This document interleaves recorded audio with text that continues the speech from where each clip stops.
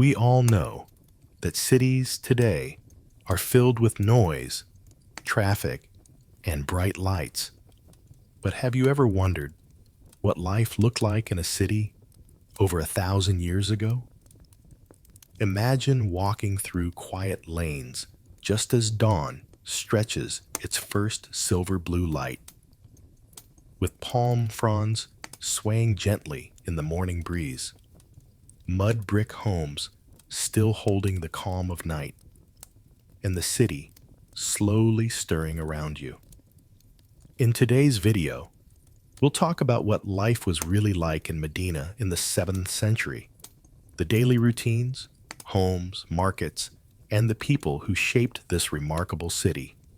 So let's not waste any time, and let's begin. The quiet of that imagined dawn settles around you for a moment longer, like a held breath. And then, slowly, without hurry, the scene begins to brighten. The darkness thins, the air cool and still, and you sense a city stirring before it ever opens its eyes. This is where our journey continues, right at the edge of first light, when Yathrib begins to wake. The dawn in Medina arrives gently, almost shy at first. A pale wash of silver blue stretches over the horizon, touching the tops of palm groves that stand like quiet guardians around the city. Their fronds rustle in a muted rhythm, just enough to remind you that the breeze has been traveling all night across open desert. It carries the last traces of the night's coolness, thin, refreshing, and fleeting, something the people cherished before the sun made its daily climb. In these early moments, the city looks softer than it does at any other time of day. Mud brick homes rise in warm, earthy tones, their edges rounded by time and weather. Many are built close together, forming small clusters along narrow pathways that bend and twist naturally, rather than according to any formal plan. The houses share walls, cast shade over one another, and open into courtyards that are quiet at this hour. Spaces where families cooked, gathered, stored grain, or simply rested in the evenings. As dawn deepens, the wooden doors of these homes begin to creak open. Some swing out quietly, pushed by careful hands so as not to wake sleeping family members. Others open with the soft thud of wood brushing against packed earth. The sound is always gentle, never abrupt. Morning in Medina wasn't a time for noise. It was a time for resetting, preparing, and welcoming another day with calm purpose. You can almost feel the texture of the lanes beneath your feet as you walk. They are firm but uneven, shaped by footsteps, hooves, and the passing of countless days. Some pathways widen into small open spaces where children later gather to play, and where neighbors exchange greetings beneath palm-woven shade roofs. Others tighten into narrow alleys where two people passing shoulder to shoulder might need to pause and let one another through. But for now, the lanes are mostly empty, still holding the peace of dawn. Around the outskirts of the city, you'd see more open land, fields of date palms, patches of cultivated soil, and spaces where shepherds would soon lead their animals. The desert beyond these groves stretches endlessly, a silent reminder of both danger and protection. Medina's geography shaped its people, surrounded by volcanic rock, dry valleys, and fertile pockets of green. It was a city that survived through balance between land and labor, community and necessity. Even at this early hour, you would notice the quiet presence of diversity. Medina wasn't a city of one tribe or one background. Its lanes carried the footsteps of local Arab tribes, migrant families, travelers, and people whose stories had begun far from here. Their homes stood side by side. Their children grew up together, and their lives intertwined in ways that made the city feel both intimate and layered. The early morning silence hides this complexity for now, but it's present, woven into the architecture, the conversations, and the very shape of the streets. As the sun inches higher, the city slowly shakes off the night. A few voices begin to murmur. Animals shuffle. Courtyards fill with soft movement, and distant sounds start to echo between homes. The light grows warmer, sliding across rooftops and illuminating everything it touches in gold. Doors open fully now. Footsteps become more frequent. A sense of purpose begins to ripple outward. Medina is waking, and as the sun continues its climb, the silence of dawn gently gives way to the rhythm of daily labor, inviting us to follow the people as they step into the work that sustains their lives. As the city settles fully into morning, you can feel the shifting energy in the streets. Still gentle, still slow, but no longer wrapped in the hush of dawn. People begin stepping out to tend to animals, check the wells, or greet a neighbor passing by. Yet much of Medina's life doesn't begin outside. It starts within the walls of its homes, where families are already stirring and shaping the day from the inside out. To understand Medina, you have to step through one of those doors and look closely at how people lived beneath their roofs of clay and palm. Inside a typical home, the first thing you notice is the simplicity of the structure. The walls are made of sun-dried mud bricks, each one formed from earth and straw, shaped by hand, and laid carefully to create a sturdy barrier against the harsh desert climate. These walls are thick, holding coolness in the early hours and protecting against the heat that arrives by midday. Their texture is rough, sometimes uneven, but they carry the warm, earthy tones of the land itself, blending perfectly with the surrounding streets. Above you, palm trunk beams run across the ceiling, resting on the walls like quiet, ancient supports. These beams are topped with layers of woven branches, reeds, and packed earth, creating roofs that breathe just enough to let heat escape, but remain strong against wind and sand. When a breeze moves across them, tiny particles of dust fall, like soft grains of time, drifting through narrow cracks and settling silently on the floor. Most homes are arranged around a small open courtyard, a space that becomes the heart of family life. Courtyards invite in light and fresh air, allowing smoke from cooking fires to rise and drift away. Children play here when temperatures are cool. Women grind grain or prepare food, and men often sit in the evenings to talk and unwind after a long day. Sometimes a clay jar sits in a shaded corner, filled with water kept cool by evaporation. Sometimes woven mats line the edges, ready for someone to sit, rest, or work. Sleeping arrangements in these homes are humble and shared. Families spread out mats woven from palm fibers, rolling them out at night and storing them in corners during the day. Some sleep beneath simple woolen blankets. Others curl closer during colder months when desert nights become unexpectedly sharp. Privacy, at least in the modern sense, doesn't exist here. Children grow up hearing every conversation, learning from the murmurs of adults, and absorbing the rhythms of family life as naturally as breathing.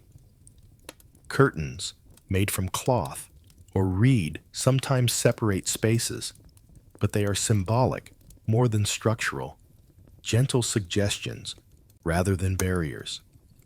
Yet, for all their simplicity, these homes feel warm and alive.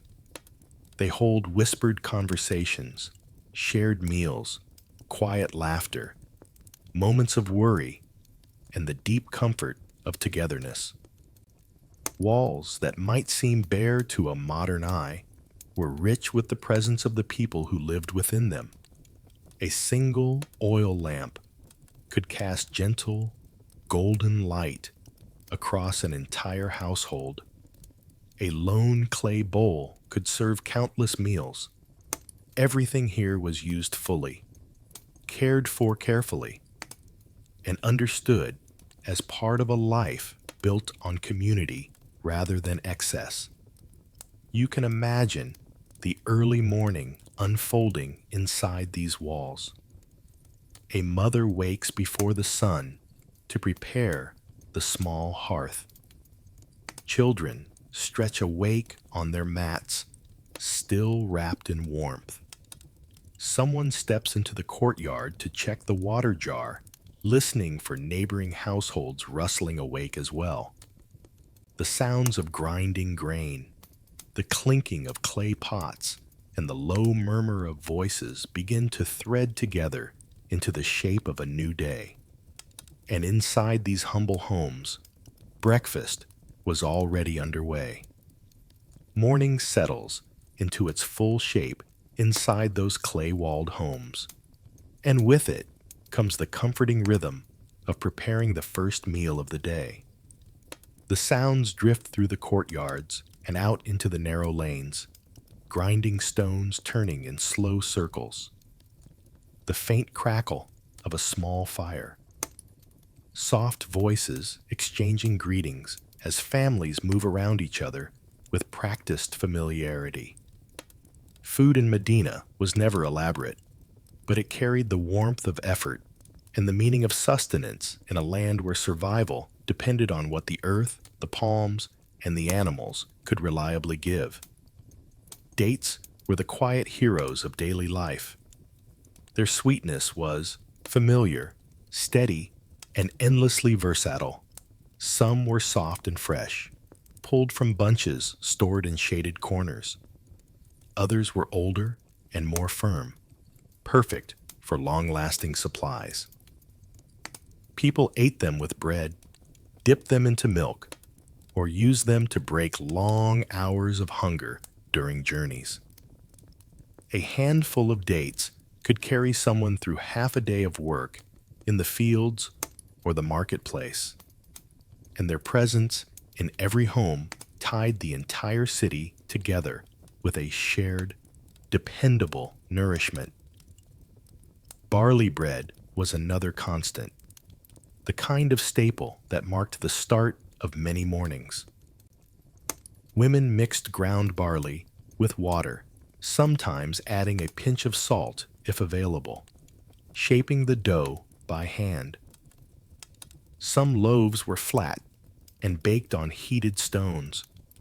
Others were cooked inside simple clay ovens.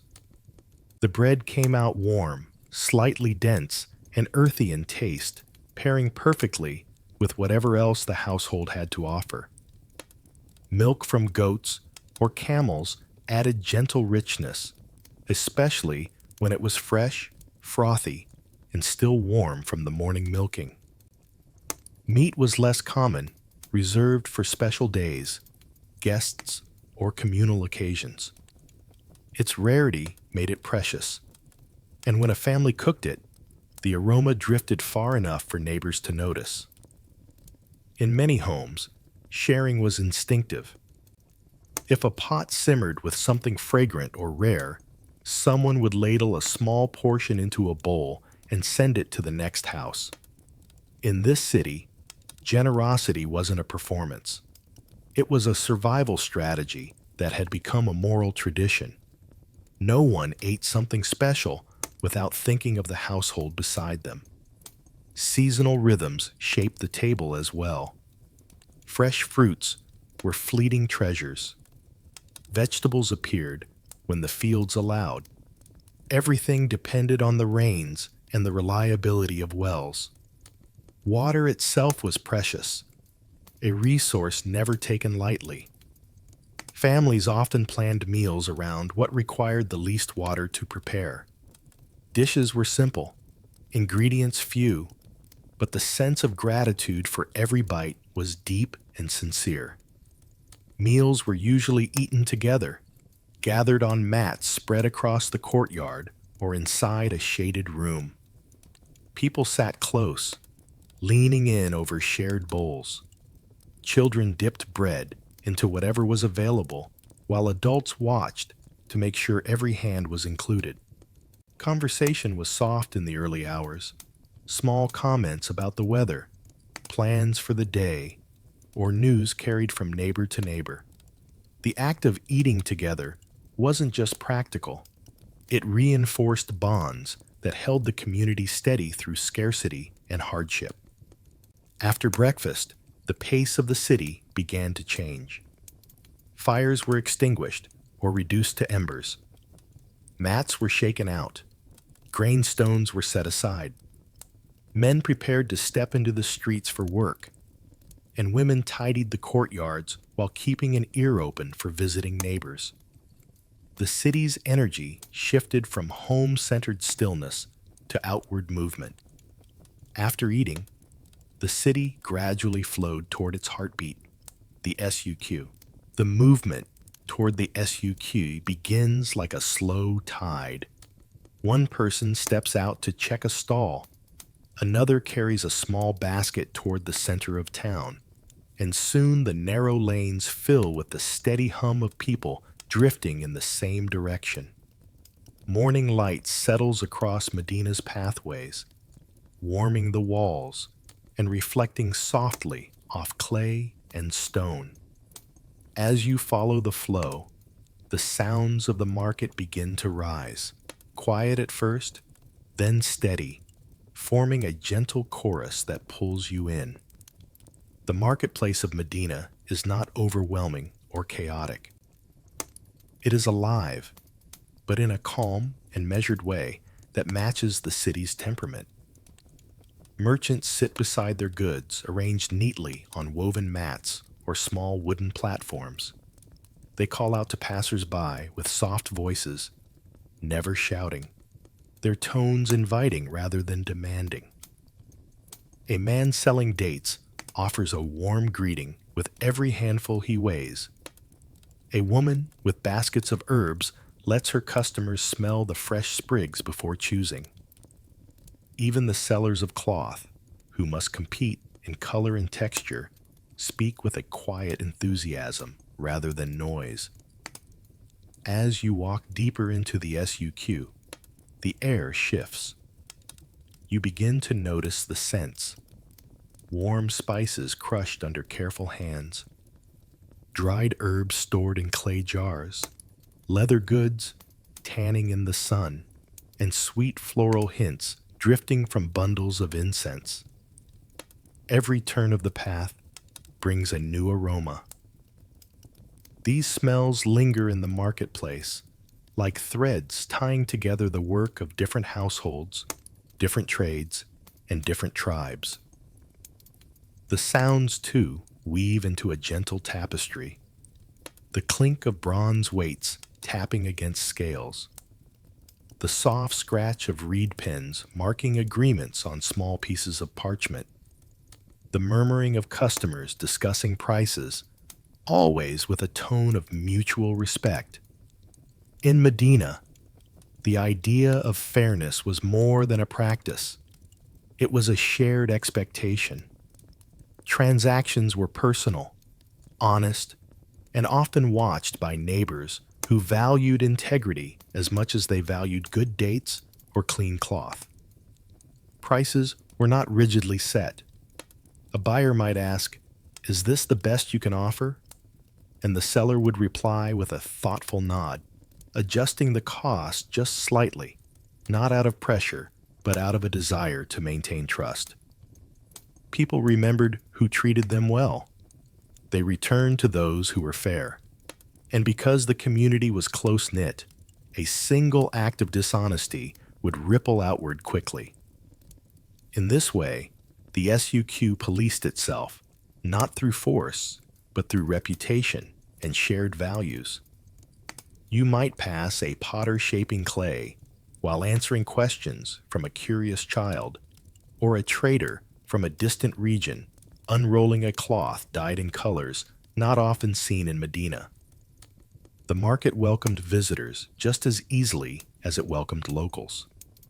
Travelers, merchants, and migrant families stepped into this space carrying stories, accents, and goods from beyond the city's borders. Their presence gave the marketplace a small taste of the wider world, even as Medina remained rooted in its own traditions. At certain stalls, you'd see people from different tribes bargaining respectfully, trading goods that reflected their backgrounds and resources. A woman from one family might trade extra dates for herbal remedies gathered by another. A shepherd might sell goat's milk, then use the earnings to purchase barley flour for his household. These exchanges form the quiet backbone of Medina's economy, each one supporting not just families, but relationships between communities that shared the same desert city. The marketplace grows busier as the morning reaches its peak, the murmur of conversation rising just enough to fill the air, never enough to feel overwhelming. Sunlight brightens the paths, shadows shorten, and the smell of spices becomes sharper as the day warms.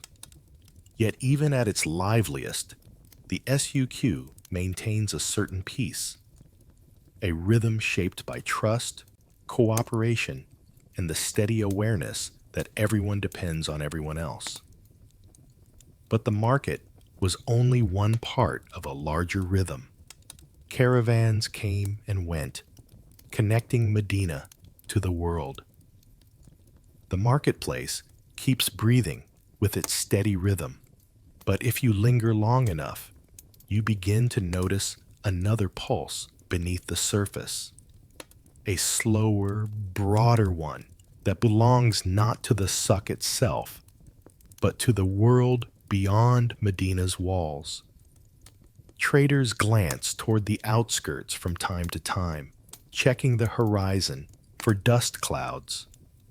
Children pause to watch unfamiliar faces passing through. Even the merchants, settled so firmly at their stalls, speak now and then of journeys, travelers, and distant cities. For Medina was never isolated. It was a crossroads shaped by the movement of caravans. As you follow one of the winding paths leading outward, the sounds of the souk soften behind you. The air shifts again, taking on a more open, spacious quality. Outside the tight weave of Medina's lanes, the land spreads wide. Desert roads stretch outward like worn threads pulled across sand and stone, connecting this oasis city to faraway regions, north toward Syria, south toward Yemen, east toward the deeper heart of Arabia, and west toward the Red Sea. Caravans traveled these routes with practiced patience. Long lines of camels moved in steady, deliberate rhythm, their padded feet pressing deep into the sand. Each camel carried bundles wrapped tightly in cloth or leather, spices, textiles, medicinal herbs, perfumes, leather goods, pottery, and sometimes precious items like incense or fine metalwork. Traders walked alongside them, wrapped in cloaks to protect against sun and wind, guided by memory, the stars, and markers set by past travelers. Navigation wasn't an exact science. It was an inheritance passed down through generations, carried in the stories of elders and the instincts of those who had crossed the desert many times before. The journey was never easy. Storms could sweep across the desert without warning, turning the horizon into a veil of shifting sand. A single misjudgment could push a caravan off its path, adding days or even weeks to the journey.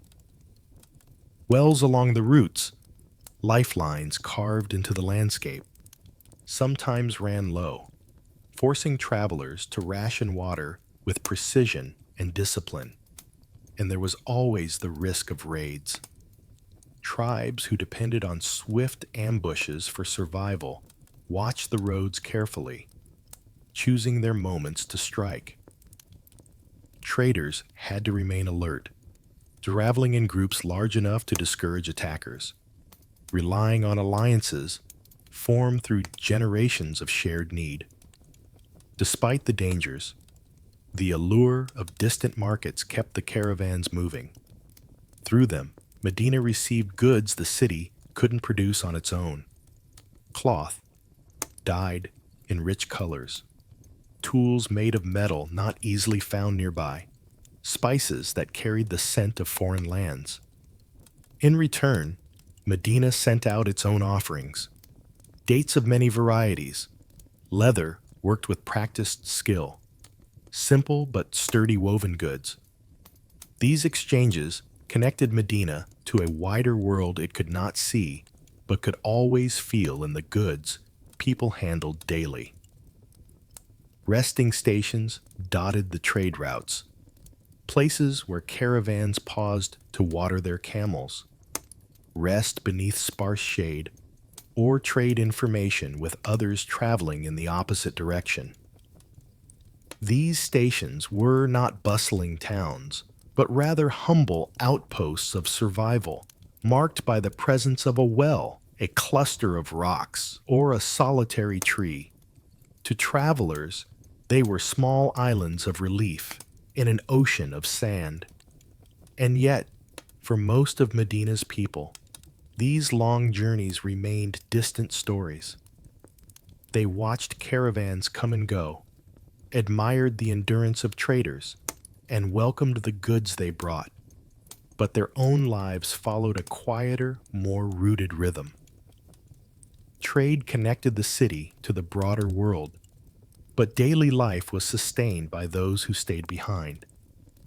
Not all lives moved across deserts. Most were rooted in Medina's soil. Caravans fade into the distance, their shapes shrinking against the vast horizon until they become little more than gentle ripples in the heat. With their departure, the city exhales and returns to its quieter, familiar rhythm, the one carried not by travelers, but by the hands of the people who stay rooted to the land. As you turn back toward Medina, you begin to notice the figures already moving through the palm groves and open fields, beginning work that never paused for seasons, storms, or stories of distant trade routes. The life of a shepherd or farmer in Medina began early, often before the sun had fully risen. Shepherds moved with their flocks toward slopes or open land beyond the groves, guiding goats and sheep with soft calls and the occasional tap of a stick. The animals knew the paths well, winding between rocky ground and patches of sparse grass, always searching for enough to graze on. The shepherd's day was long, but filled with a calm steadiness, watching the animals, keeping them from straying, listening to the sounds of the wind and shifting earth beneath their feet. Goat herds worked similarly, though goats required more vigilance. They were bold, curious creatures, quick to climb trees or slip through narrow gaps in search of tender leaves. The people who tended them developed a quiet patience, learning to read the animals' moods and movements as naturally as others learned the flow of the SUQ. Sometimes, a shepherd would find a shaded spot beneath a lone tree and rest while the animals grazed around him.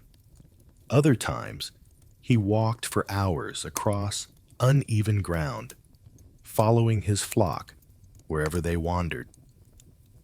Closer to the city, the farmer's day unfolded among the palm groves. Date palms stood tall and dignified, their roots nourishing Medina as reliably as the wells did. Caring for these trees was a year-round task. Some men climbed the trunks using woven bands, their movements steady and sure, reaching the crowns to pollinate flowers or harvest ripe dates. Others tended the soil below, checking the small channels that carried water from nearby wells or cisterns. Palm groves were not just fields. They were living systems of shade, food, shelter, and economy. There was planting, too, plots of barley, herbs, and small vegetables tended with careful hands. The soil in Medina could be generous, but only when respected. Farmers worked with wooden tools worn smooth by years of use, pulling weeds, turning earth, and spreading what little fertilizer they could gather.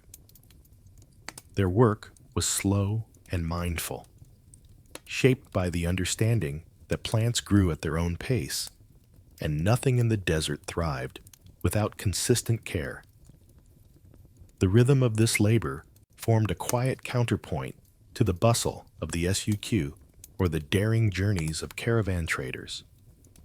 Here, life unfolded in cycles, tending the groves, watering the fields, watching the sky for signs of weather, and harvesting at the right moment. It wasn't dramatic work, but it was essential. The kind of labor that sustained not just families, but the entire city. A day's effort could mean a full table, a stocked jar, or a preserved harvest that would last through the harsher months. Hardships, though, were unavoidable. Heat pressed down on farmers long before noon, forcing them to work in slow, measured movements. Winds sometimes carried sand that stung the skin and eyes. Tools broke. Groves suffered from pests or dry spells. Shepherds faced the risk of losing animals to illness or predators. Yet there was a quiet peace in these routines, a sense of belonging to the land and growing with it, season after season. But beneath all this effort, every grove tended, every flock guided, every seed planted, lay a truth understood by all who lived here. Their work depended on something more fragile, more precious, and more carefully guarded than any harvest.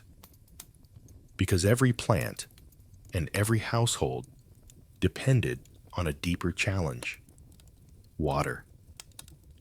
The fields and groves fade behind you as the path bends back toward the heart of the city, where the homes sit close together and daily routines depend on something far more delicate than barley or palm dates.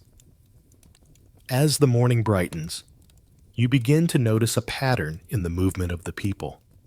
Small groups walking toward the same places, clay jars balanced against hips, leather buckets hanging from rope handles.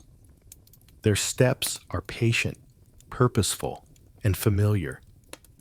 They are heading to the wells, the quiet lifelines that shaped Medina's survival. Water in the 7th century was not something people reached for casually. It required forethought, effort, and a deep respect for the land.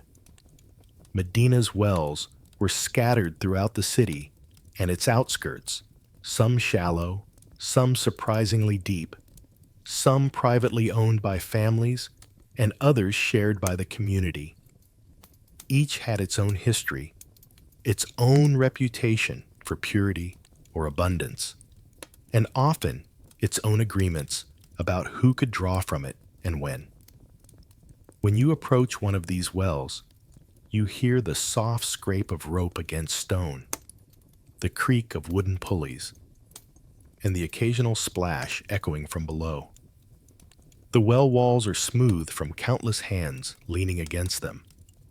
People work together naturally.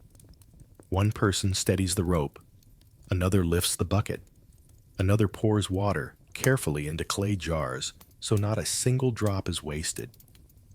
The water is cool, darker than the desert sun above, carrying a faint mineral scent that signals life in a dry land. Drawing water is slow work. A bucket must be lowered deep into darkness, filled, and hauled back up with a steady pull. Sometimes the rope bites into a person's palm, leaving narrow marks. Sometimes the wheel turns stiffly, resisting movement after a cool night. But no one seems frustrated by the effort. The rhythm is as steady as breathing. Every jar filled is a reassurance. Every splash is a reminder of how precious this resource truly is. Some wells feed small irrigation channels, narrow paths carved through earth that guide water toward palm groves and gardens. These channels must be cleared frequently, their mud and debris pushed aside with simple wooden tools to keep the water flowing. Families take turns tending them, watching the flow slow or quicken with shifts in the land. When the channel dries too quickly, worry spreads through the homes nearby. When it runs steadily, people feel a small, quiet relief. Because water is so scarce, agreements govern everything. Neighbors may schedule turns at the same well. Groves may receive water in rotating intervals, with families respecting each other's allotted times. Disputes do happen, sometimes over an early turn taken without permission, sometimes over a channel blocked accidentally, but they are resolved with urgency. No community can afford lingering resentment over water. It is too central, too vital. The scarcity also shaped daily life in practical ways. Baths were simple and infrequent. Cooking required planning. Washing clothes meant prioritizing necessities first. A full water jar gave a sense of security. An empty one was a reason to hurry. Even children grew up understanding the importance of preserving water, learning from an early age how to carry jars carefully and pour only what was needed. On hot days, people walked long distances under sharp sunlight to reach the wells. On cooler mornings, the walk felt easier, more social. Neighbors talked while waiting their turn, sharing news, checking on one another's families, offering small comforts. These gatherings around the well were not just tasks. They were moments of connection. People met here as often as they met in courtyards or markets, forming bonds through shared responsibility. Over time, these routines wove Medina together. The wells sustained the city physically, but they also shaped its relationships, its cooperation, and its culture of mutual care. Everyone depended on the same source, felt the same scarcity, and honored the same agreements. It made people mindful of each other, aware that survival wasn't an individual effort, but a shared one. And because survival depended on cooperation, relationships mattered. The sun had begun its slow descent, painting the desert in muted golds and deepening shadows. Life in towns and villages followed rhythms that outsiders often failed to see. The quiet sway of alliances, the subtle glances that hinted at old grudges, the careful courtesies that held communities together. Families were linked not only by blood, but by stories, agreements, and obligations that could span generations. The desert, harsh as it was, demanded attention to these connections, for survival often depended as much on who you knew as on the strength of your hand or the speed of your camel. In these communities, elders held a weight of authority that no wealth or position could match. Their words were measured, drawn from decades of experience and memories of battles, droughts, and fleeting moments of prosperity.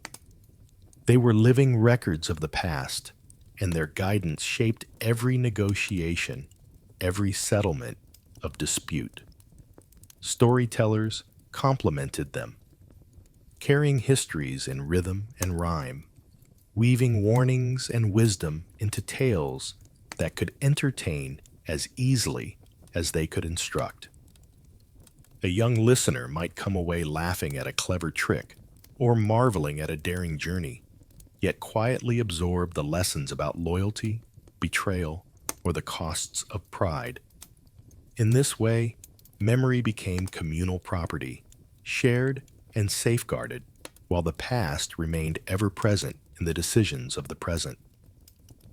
Alliances, often subtle and fluid, were built with care. Families and clans formed bonds through trade, shared water rights, marriages, and promises of defense. These connections were never permanent. A single insult, a broken promise, or an unmet expectation could shift loyalties and redraw the map of trust. Yet even as rivalries simmered beneath the surface, there was recognition that isolation brought vulnerability. No tribe could stand alone when raids, hunger, or disease threatened. Survival required the willingness to negotiate, to bend, and sometimes to forgive, at least enough to maintain a fragile peace. Disputes were inevitable, but the method of handling them was deliberate. When tensions rose over grazing lands, trade disputes, or family honor, communities relied on gatherings rather than immediate retaliation.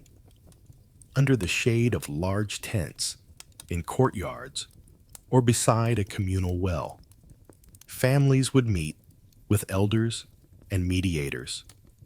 Voices were raised, arguments made, and histories recounted with care. Each perspective mattered, as the goal was to restore balance rather than escalate conflict. These gatherings were a blend of ceremony and practicality. The spoken word carried weight, and silence could speak volumes. Agreements were carefully recorded in memory, passed down through stories, or remembered by respected witnesses, ensuring that promises endured beyond the moment of reconciliation. Negotiators moved quietly through these spaces, skillful in reading emotion and history alike. They understood which grudges could be set aside, which families demanded compensation, and which alliances could be reinforced to maintain stability. Their work was subtle, invisible to many, yet essential. They were the threads that held together the fragile web of community life, often taking risks themselves to prevent bloodshed or dishonor. Respect for such mediators was widespread. Their judgment could influence entire networks of families and clans, and their absence was keenly felt when disputes escalated unchecked.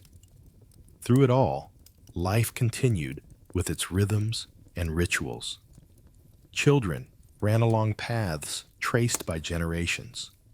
Women carried water or goods. Merchants traded their wares, and shepherds led flocks across familiar dunes. The desert demanded awareness, patience, and cooperation, and those who understood the unspoken rules of relationships thrived. In a world of shifting alliances, remembered slights, and cautious agreements, every action rippled outward, touching families far beyond one's own. And because survival depended on cooperation, relationships mattered. The bonds of trust, the lessons of memory, and the careful tending of old wounds created a delicate balance, one that allowed communities to endure under the relentless sun, in the harsh wind, and across the endless sands of the desert. As the sun dipped below the horizon and the desert cooled, the rhythm of life shifted. By day, the heat kept many inside, but night brought movement, voices, and stories that carried on the gentle breeze. Conversations that could not happen in the bustling light of the marketplace waited for the softer, shadowed hours when neighbors gathered, disputes were aired, and news of distant towns traveled from mouth to ear. The bonds formed in these moments often shaped more than daily routines. They determined trust, survival, and the subtle balance of influence in the community.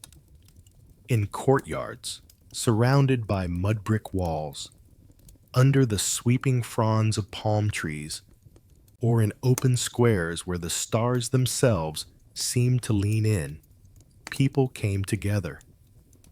Elders would speak first, their words deliberate, measured, carrying the weight of experience. Others would respond, offering accounts, advice, or objections.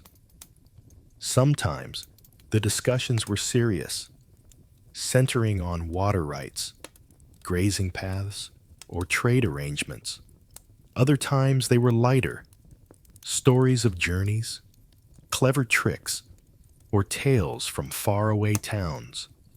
But even these carried lessons, reminders of shared values, and the invisible threads that bound neighbors and kin alike.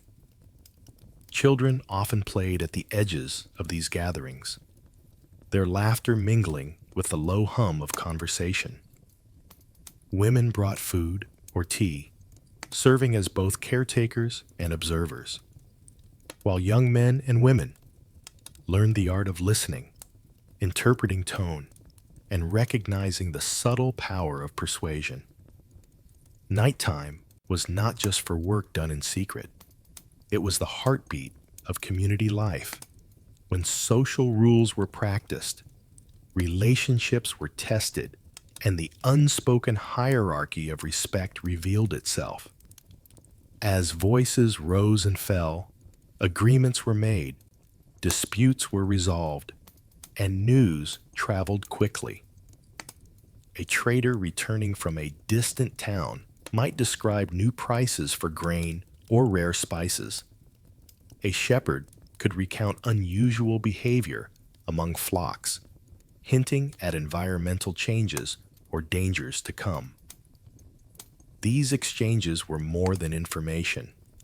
They were a form of social glue, a way for everyone present to understand the changing landscape of the community and their place within it. The gathering itself became a ritual, a nightly reaffirmation that no matter the rivalries or tensions that simmered in the daylight, the village could come together when it mattered most. Eventually, discussions would wind down. Voices softened, laughter lingered, and the community slowly dispersed. Paths lined with torches flickered in the night, casting long shadows over sandy trails. Families walked home together, sometimes in silence, sometimes continuing fragments of conversation from the meeting, their steps echoing lightly against the cool earth. The The journey home was a transition between the shared life of the gathering and the private life of the household, a chance to reflect on agreements made, lessons learned, and the subtle negotiations that had taken place under the stars. In these nightly walks, people were reminded of the world beyond their immediate homes, the roads connecting villages, the neighboring settlements, the wells and marketplaces that would demand attention the next day. Each step along torchlit paths reinforced the connection between personal responsibility and communal life, showing how even small actions mattered in maintaining harmony. Nighttime, with its cooler air and calmer pace, became a space not just for rest, but for reflection, conversation, and the delicate weaving of a community that depended as much on words and agreements as it did on water, food, and shelter. As dawn broke over Medina, the city slowly stirred to life. The soft glow of sunlight revealed narrow streets and dusty courtyards where people had gathered the night before, and now they moved with purpose. Some heading to markets, others tending to homes, and many simply walking along familiar routes between neighbors and friends. The rhythm of the city was shaped not only by its people, but by the paths they traveled, the animals they relied upon, and the steady flow of daily life. Walking, riding donkeys, or guiding camels through the streets created patterns that everyone instinctively knew, like invisible lines drawn over the city's dusty surface. Footpaths crisscrossed the neighborhoods, worn smooth by years of constant travel. Children learned them as soon as they could walk. Shepherds followed them to lead flocks, and merchants navigated them with a practiced eye.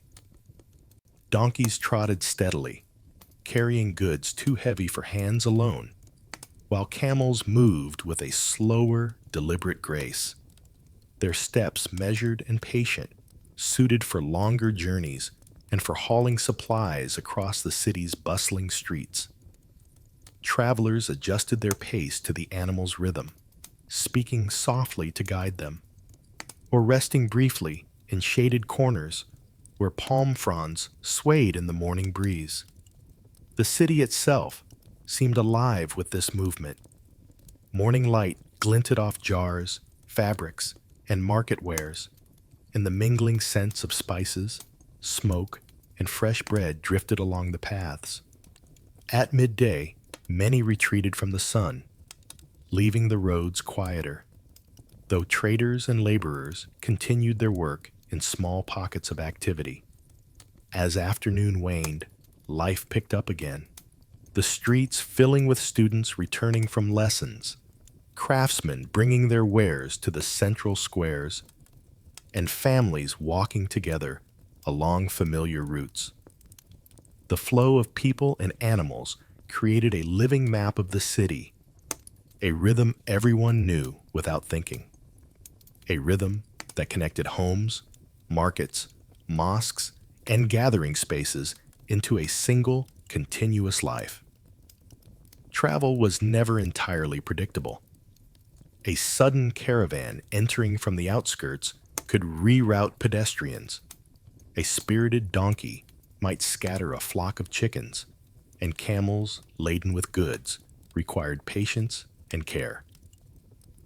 Yet even in these small interruptions, the city moved in harmony, a choreography of humans and animals alike. Paths widened and narrowed. Open courtyards served as meeting points, and shade under palm trees offered relief from the sun, all shaping the experience of movement in ways that were both practical and deeply familiar to the people who lived there. And beyond the city limits, the world changed completely.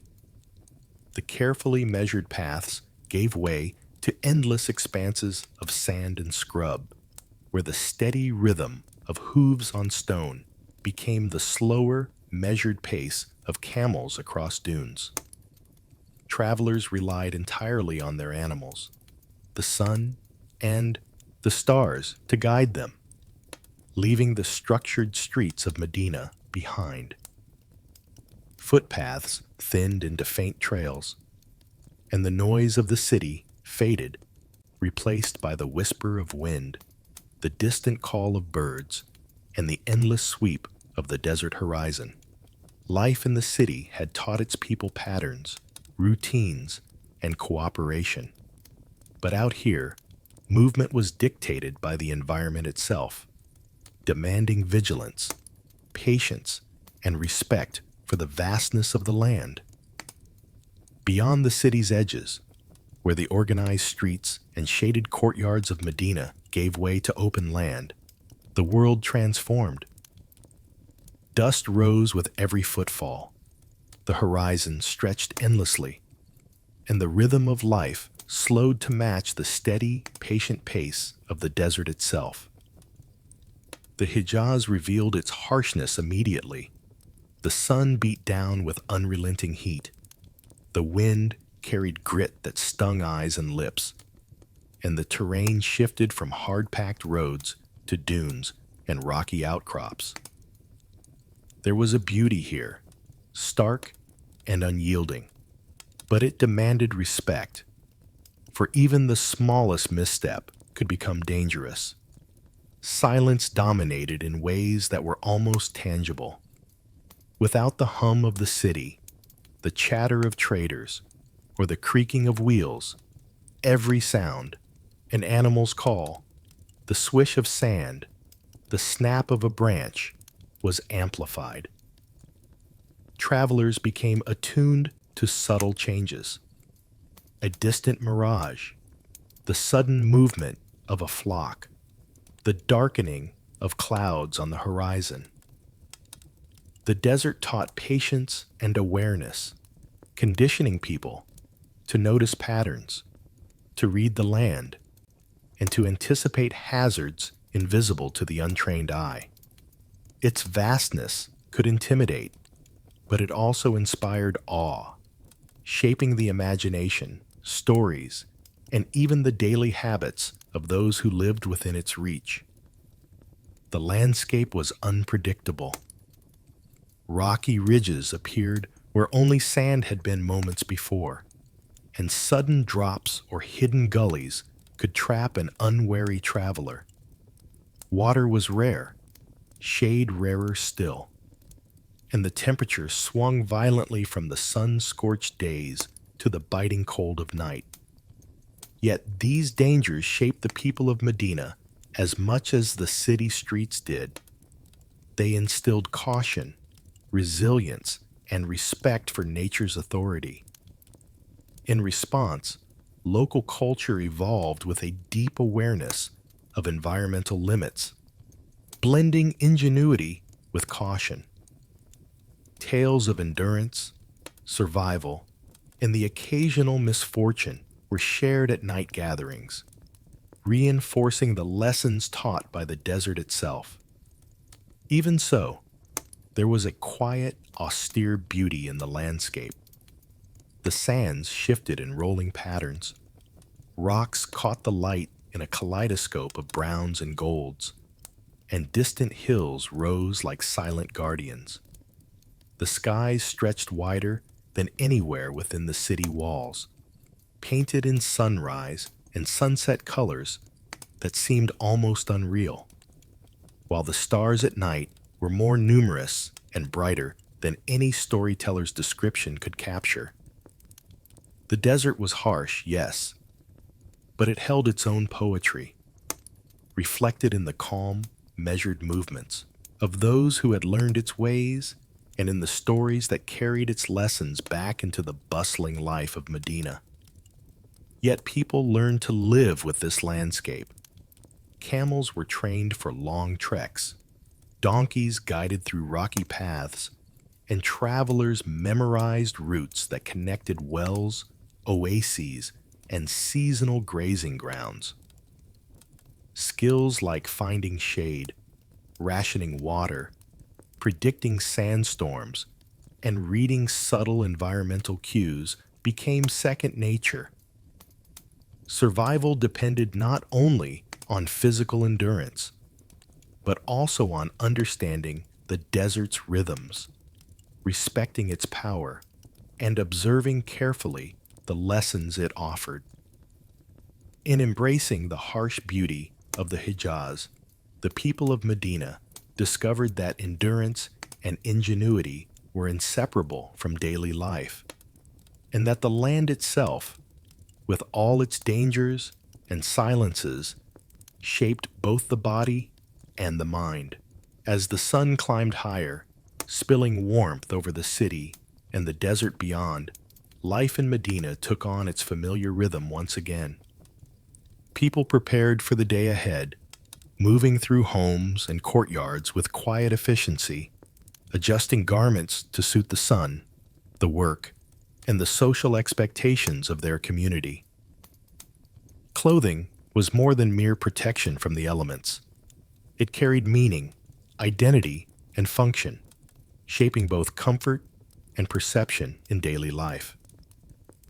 Fabrics were carefully chosen, often light and breathable to withstand the heat, yet sturdy enough to endure the rigors of work and travel. Wool, linen, and cotton were dyed in muted colors or kept natural, each texture offering a distinct feel against the skin and a particular suitability for different tasks. Garments flowed loosely, allowing movement while keeping the body cool, and folds and layers provided subtle ways to signify status, profession, or family affiliation. Some robes brushed the sand with each step. Others were shorter or tucked for practicality, and accessories, belts, sashes, or simple veils added both utility and nuance. Maintaining clothing was an essential part of daily life. Fabrics were washed in water, drawn from wells, or carried in leather vessels, rubbed with care, dried in sunlight, and folded or hung to preserve their shape. The scent of soap, herbs, or smoke lingered in homes and courtyards, a quiet testament to labor and attention. The process of laundering, mending, and preparing garments was as much about pride and social presentation as it was about necessity. A well-kept robe spoke of diligence, respect for oneself, and awareness of communal expectations. Styles of dress also communicated subtle messages. Certain colors or fabrics could indicate family ties, profession, or wealth, while practical adjustments marked readiness for work in the fields, the market, or during travel. The movement of the fabric, the way it caught the light or rustled with a gesture, was noticed by others, conveying both presence and intention. Children learned early to distinguish materials, to appreciate comfort, and to understand that dress was a form of language in itself, a way of navigating both practical needs and social codes. And as people dressed for the day, each household divided its responsibilities. Men and women, children and elders, took up tasks suited to their skills, their strength, and the expectations of family and community.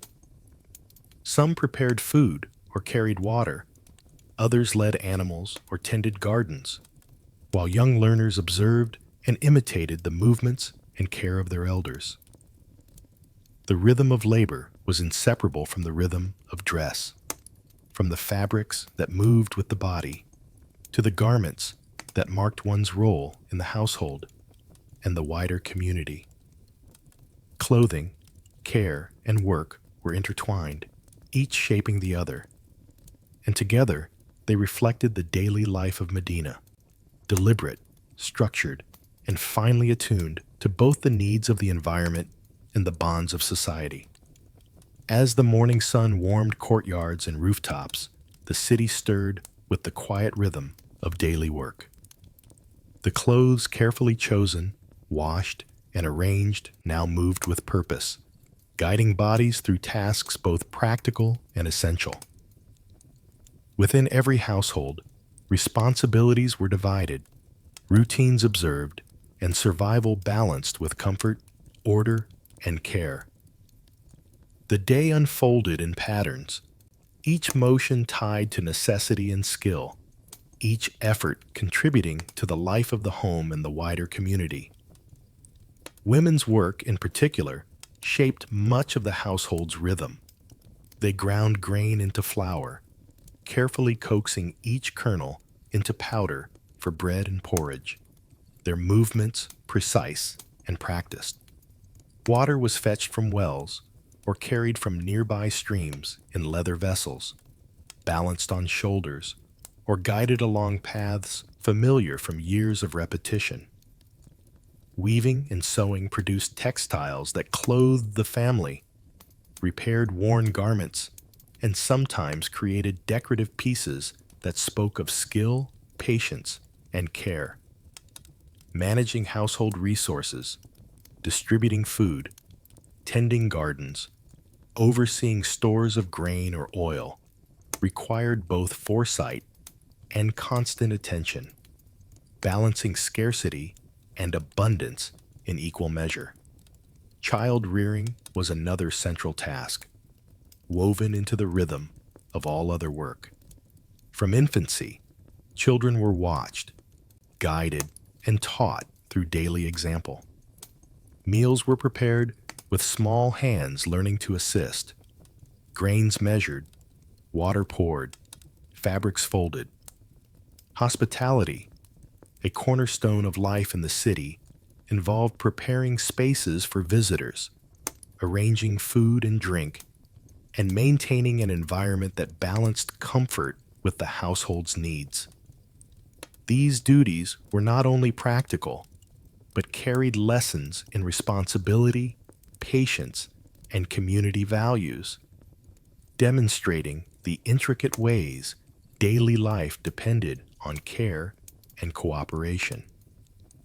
The work was often repetitive, yet it shaped the household and the city in profound ways. Tasks flowed together like a living system. Water drawn enabled cooking. Cooking enabled feeding. Feeding allowed labor. Labor sustained the home.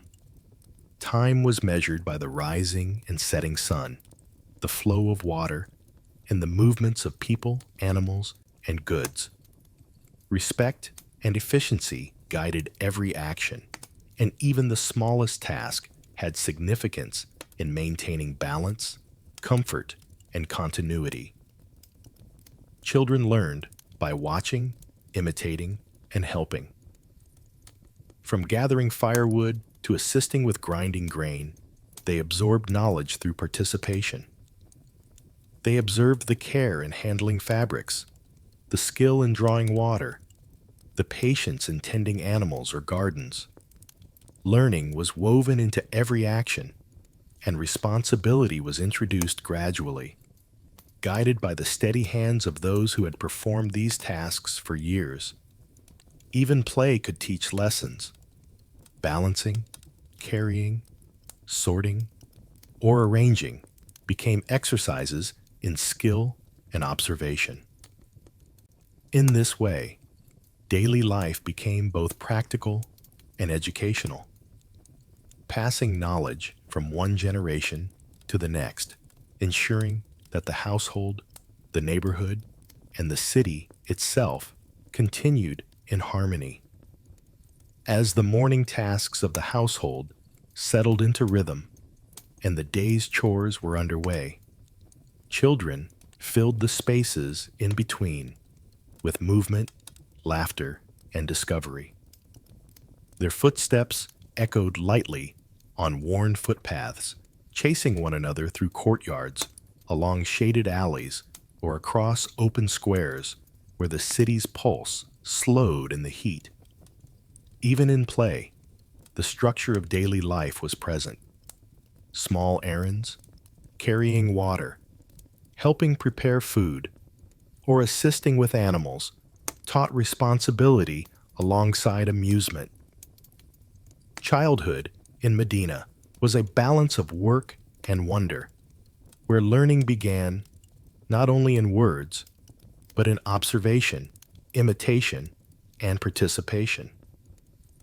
Games were often simple, yet inventive, using what the environment provided. Stones, sticks, or scraps of cloth became tools of imagination, while races across sandy alleys and gentle competitions tested speed and dexterity. Children learned rules quickly, as fairness and understanding were expected even in play, reflecting the same social awareness that guided adults in negotiation and cooperation. In quieter moments, they might practice weaving or assist in tending small animals, gaining early familiarity with the skills they would need as they grew. These early responsibilities were never harsh. Rather, they were integrated naturally into everyday life, ensuring that work, care, and community engagement were inseparable from the experience of childhood. Safety was both practical and communal. Families watched children closely, and neighbors kept a careful eye on young ones playing outside. Paths were familiar, routines predictable, and guidance steady, allowing freedom to explore while minimizing risk. Desert life demanded awareness, even at a young age. Knowing which areas were safe, how to approach animals, and when to seek shelter from sun or wind. Yet despite these lessons, the innocence of youth thrived. Laughter, curiosity, and imagination were constants, shaping a childhood grounded in both environment and social structure. Learning customs was an ongoing process. Observing elders, listening to storytellers, and participating in communal gatherings allowed children to internalize etiquette, expectations, and the values of hospitality, patience, and respect. They saw how elders mediated disputes, how neighbors cooperated, and how daily routines maintained order and stability. Through imitation, practice, and gentle guidance, these lessons became second nature, forming the foundation for future roles in household, community, and beyond. As they grew, knowledge became part of their world.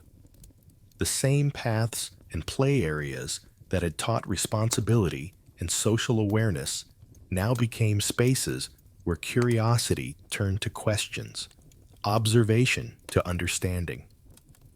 Children who once raced across courtyards began listening more attentively to elders' stories, examining maps of trade routes, or memorizing details about water sources, animals, and local customs. Learning was no longer incidental.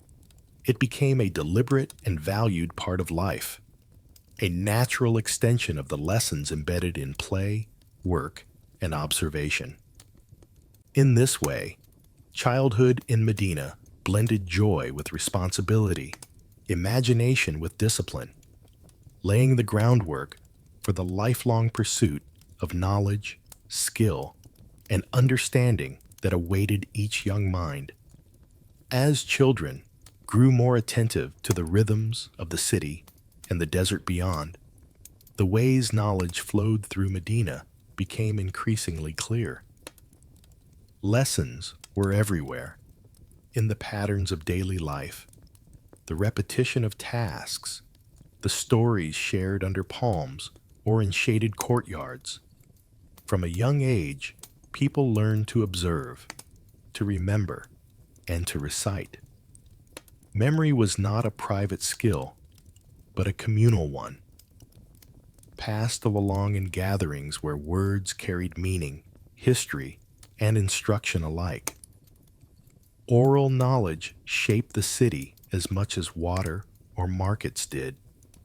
Elders and storytellers recited tales, proverbs, and lessons with careful cadence, embedding lessons in rhythm, rhyme, and repetition. Poetry, songs, and narratives were tools for retaining and transmitting wisdom, ensuring that even those who could not read or write could access a rich tapestry of law, custom, and history. Words were weighed for precision, repeated for emphasis, and shared in social spaces where listening was as important as speaking. Children and adults alike practiced recitation, not only to retain the content, but to honor the effort and skill of those who had first spoken it. Gatherings became classrooms of a unique sort. People leaned close to hear, memorized what was said, and later retold it to others, sometimes adding details, explanations, or interpretations that enrich the collective understanding. Knowledge was considered a treasure, something to be preserved, honored, and applied. Forgetting was not merely a personal loss. It was a lapse that affected the wider community. Thus, the culture of Medina prized attentiveness, repetition, and reflection, recognizing that survival and social cohesion relied on the faithful transmission of learning from one generation to the next. The techniques were subtle but deliberate. Rhythms helped with memorization. Metaphor and imagery made concepts stick. Parallel phrases and refrains reinforced structure. Even the smallest gatherings could serve as a forum for teaching. A lesson on water sharing, a proverb about hospitality, or a story about navigation across the desert could all be woven into conversation. These oral methods created a living network of knowledge, one that relied on practice, repetition, and community participation, linking homes, neighborhoods, and even travelers passing through the city. Yet knowledge wasn't only spoken, it was practiced with hands. Learning extended beyond memory and recitation into the physical world, where craft, labor, and observation reinforced what words had introduced. Potters molded clay, while recalling techniques shared by elders. Weavers replicated patterns remembered from months of instruction. Metalworkers and carpenters applied careful precision to each stroke and measure. In Medina, wisdom and skill were inseparable. The lessons spoken aloud found their full expression in movement, touch, and creation. The culture of learning was thus a blend of mind and body, of voice and hand, ensuring that knowledge endured not only in memory, but in the very fabric of daily life. As the city hummed with conversation, footsteps, and the shuffle of daily life, another rhythm ran quietly but insistently through Medina, the rhythm of work done by hand. Knowledge passed orally found its fullest expression in the skilled movements of craftsmen, artisans, and laborers whose hands shaped the tangible world. Every corner of the city bore their mark. Furniture carved with careful precision, pottery spun and fired to hold water or grain, leather stitched into durable sandals and containers, and fabrics woven into patterns, both practical and decorative. The lessons learned through memory and observation became alive in motion. Each strike of a chisel, turn of a wheel, or pull of thread, building the city's life as much as the people themselves.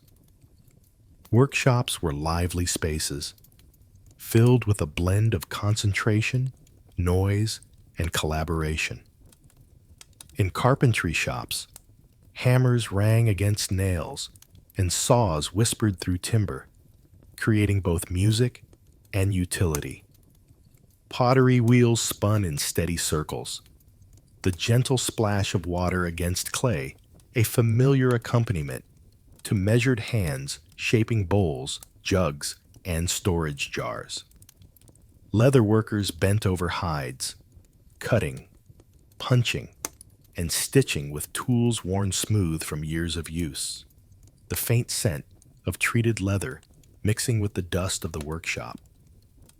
Metal workers rang out a harsher song, the hammer striking the anvil, the ringing echo bouncing off walls, sparks leaping like miniature stars. Even weavers created rhythm through movement, the shuttle sliding back and forth, threads tightening in unison under careful guidance. Each workshop was a world of discipline, creativity, and communal learning. Apprentices watched intently, learning the balance between speed and care, listening for the subtle cues that guided the craft, and repeating motions until they became instinct. Materials were chosen with precision, tools maintained with care, and techniques passed down through generations, refined with each hand that shaped them. Craft was a language, a conversation between maker and material, and the city itself grew richer with each finished piece.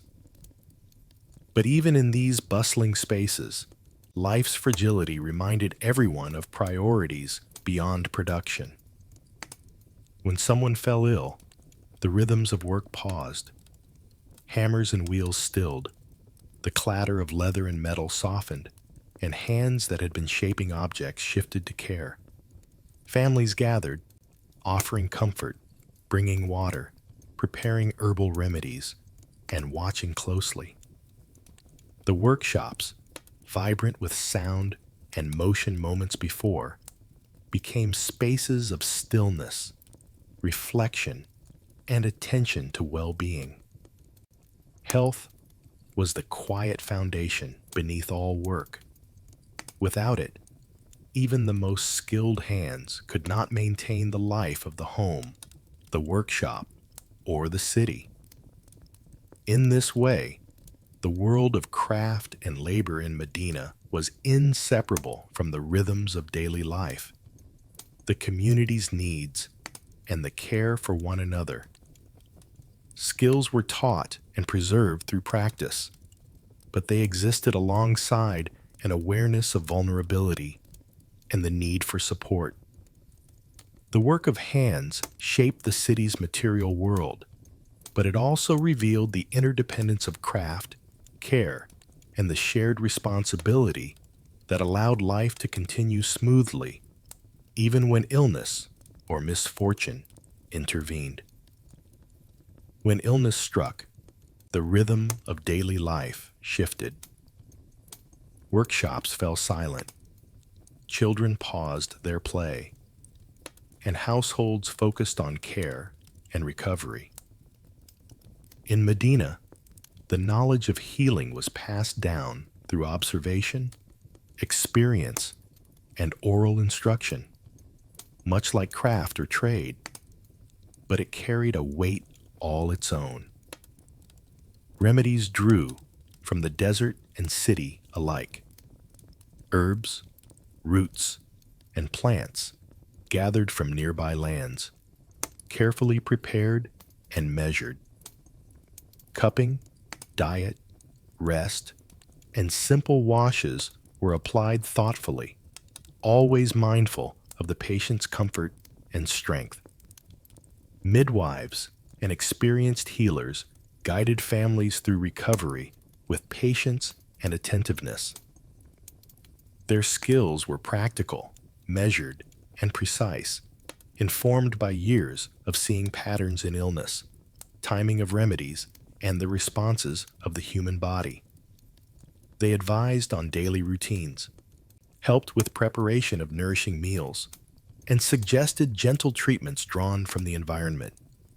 Cooling leaves for fevers, soothing teas for upset stomachs, or poultices made from desert plants to relieve aches. The knowledge was communal. Neighbors shared tips, recipes, and observations, reinforcing a culture of care that reached beyond any single household. Healing practices were integrated into life, never separate from daily routines. Rest and diet were as important as any external treatment, and patience was considered a vital ingredient. Families and friends tended to the sick, adjusting workloads and offering comfort, ensuring that recovery was as much a social effort as a medical one. Children learned early to observe these practices, helping with small tasks and absorbing lessons about attentiveness, empathy, and practical care. Even the desert itself played a role in medicine. Winds, sun, sand, and herbs all influenced remedies and preventive measures. Travelers carried small pouches of dried plants. Families kept jars of preserved herbs, and local healers knew which remedies were suited to which season, temperature, or condition. Knowledge of the land and its resources was inseparable from knowledge of the body, creating a relationship between environment and health that was both practical and deeply rooted in everyday life. And healing was never just physical. Comfort, reassurance, and the presence of loved ones were considered essential to recovery. Stories, gentle words, and shared rituals provided a sense of security, calm, and continuity. A sick household learned that well-being extended beyond the body, touching the mind, emotions, and connections with others. In Medina, the practice of healing intertwined with culture, family, and community, showing that care was holistic, thoughtful, and inseparable from the broader rhythm of life. As health returned to households and daily routines resumed, another rhythm threaded through the city, subtle yet ever-present. It was not measured by the rise of the sun or the movement of animals, but by the cadence of devotion and the quiet pulse of communal reflection. Even amid the marketplace, the workshops, and the narrow alleys, a sense of rhythm guided the day, an awareness that life in Medina was both practical and deeply attuned to something larger, something unifying. The air carried sounds that shaped this spiritual life. The gentle hum of voices in shared spaces, the measured tones of recitation echoing softly through courtyards, and the collective response of neighbors and friends coming together in harmony. These sounds marked the passing of moments, creating a rhythm that reminded people to pause, to reflect, and to participate in the life of the community beyond immediate tasks. Music and poetry, prayer and remembrance, interwove with daily activity, giving shape to the hours and underscoring a shared sense of purpose. Communal gatherings were filled with a reverent energy, even without sight of sacred figures or spaces. The act of joining in the rhythm of collective recitation, quiet reflection, or vocalized remembrance bound the city together. Each participant contributed to the flow, the rise and fall of voices marking not only devotion, but the subtle cohesion of the people themselves. There was a serenity in shared ritual, a sense that even amid work, play, and the bustle of life, the community moved as one in moments of spiritual alignment. The spiritual atmosphere was heightened by the city's soundscape. The clatter of daily life blended with gentle echoes of recitation, the call to pause and remember reverberating across streets and courtyards. Children learn to recognize the signals in these sounds.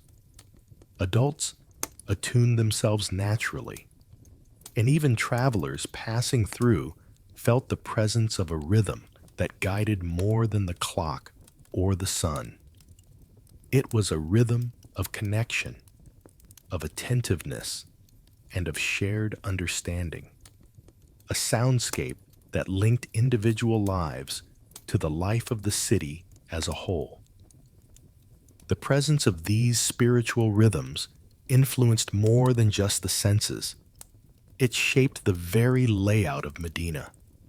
Courtyards, streets, and public spaces were designed with gatherings, movement, and reflection in mind. Pathways connected homes to centers of communal attention, while open spaces allowed voices to carry and reverberate, fostering both accessibility and intimacy. The organization of the city reflected the interplay between daily life and devotion, showing that practical needs and spiritual presence were never separate but woven together in harmony. The soundscape, subtle and constant, guided people through work, rest, and reflection, demonstrating that in Medina, the spiritual life shaped not only hearts, but also the spaces in which followed. As the spiritual rhythms of the city flowed through streets and courtyards, they followed a pattern mirrored in the very ground beneath people's feet. Roads, paths, and open spaces were not accidental. They reflected generations of adaptation to the climate, the desert's heat, and the needs of a community that depended on connection, cooperation, and careful planning. The layout of Medina was a living map of daily life, where practical considerations met the rhythms of social and spiritual engagement. Narrow streets wove between clusters of homes, guiding travelers and residents alike, while providing shade during the hottest hours. Courtyards opened as quiet breathing spaces, offering relief from sunlight, a place for children to play, and a setting for neighbors to meet and converse. Larger squares accommodated markets, gatherings, and communal events, their positions chosen to allow both accessibility and shelter. Palm trees, walls, and overhangs softened the harsh light, creating shaded pockets that encouraged movement and interaction throughout the city. Every route, alley, and passage was shaped by awareness of the environment. Roads followed natural contours, avoiding steep inclines and rocky outcrops, while open areas allowed air to circulate, cooling homes and streets alike. Pathways were worn smooth by repeated use, marking generations of footsteps, animal hooves, and carts carrying goods. The city's planning reflected a constant balance between comfort, practicality, and the social rhythms that had grown with it. Markets, workshops, homes, and communal spaces, all arranged to support a life where cooperation and observation were vital. Living close together meant living with shared values. The layout of the city not only facilitated movement and work, but also reinforced relationships, responsibilities, and expectations. Courtyards became natural points of contact, where families met, children learned, and neighbors observed one another. Streets were more than routes. They were social arteries, shaping encounters, reinforcing respect, and reminding everyone that their actions had consequences beyond their own household. Public and private spaces intertwined, ensuring that privacy existed alongside visibility, and that the city remained both functional and socially cohesive. This careful planning was subtle yet pervasive. It accommodated climate, optimized daily routines, and encouraged interaction, all while allowing the city to breathe under the relentless sun. In Medina, the physical layout was inseparable from the social structure. The organization of streets and spaces reflected the community's values, its reliance on cooperation, and the ways people learned to live together with attentiveness, care, and shared understanding. The city's design became a mirror of its culture, showing that the spaces people inhabit shape not only movement, but also behavior, relationships, and the very rhythm of life. With the city's streets, courtyards, and open spaces shaping daily life, the rhythms of movement and community also carried lessons in behavior. How people walked, spoke, and interacted was guided by long-held customs that emphasized respect, consideration, and the bonds between neighbors. In Medina, ethics and manners were as important as work, trade, or ritual. They were woven into the very fabric of daily life, visible in gestures, greetings, and the careful attention given to others' needs. Generosity was expected and practiced in small and large ways alike. A traveler arriving at a home might be offered water or food without hesitation, while neighbors shared resources, advice, or help during times of need. Modesty and humility shaped interactions. Words were chosen thoughtfully. Actions were tempered by awareness of social norms, and every household maintained a balance between openness and propriety. Greeting customs were vital, signaling respect, acknowledgement, and goodwill. Guests' rights were honored with care, for hospitality was not merely social. It was a moral expectation that reflected the integrity of both host and visitor. Neighborly obligations went beyond courtesy, extending into practical responsibility. Families observed one another's needs, offered support for work or household tasks, and assisted in resolving small disputes before they grew. Conflict avoidance was valued, with mediation, calm discussion, and thoughtful compromise preferred to confrontation. Children learned these practices from the earliest age, observing elders' tone, gestures, and responses, and practicing them in play, chores, and daily encounters. Ethical conduct was inseparable from survival and social cohesion. It ensured that trust remained intact, that cooperation continued, and that life in close quarters could flourish. Yet even in a city grounded in manners and moral expectation, the ideals of conduct were constantly tested. Not every interaction was harmonious, and tensions simmered beneath the surface, fueled by competing interests, past grievances, or the pressures of scarcity. People knew the rules of ethics and social behavior, but human nature and circumstance sometimes pushed those limits. Small slights could ignite larger disputes. Misunderstandings could spread quickly, and the careful balance of neighborly trust required vigilance and skill to maintain. But Medina was also a city on edge. Beneath its courtyards, workshops, and quiet streets, there was awareness that life depended not only on generosity and courtesy, but on navigating tension with wisdom.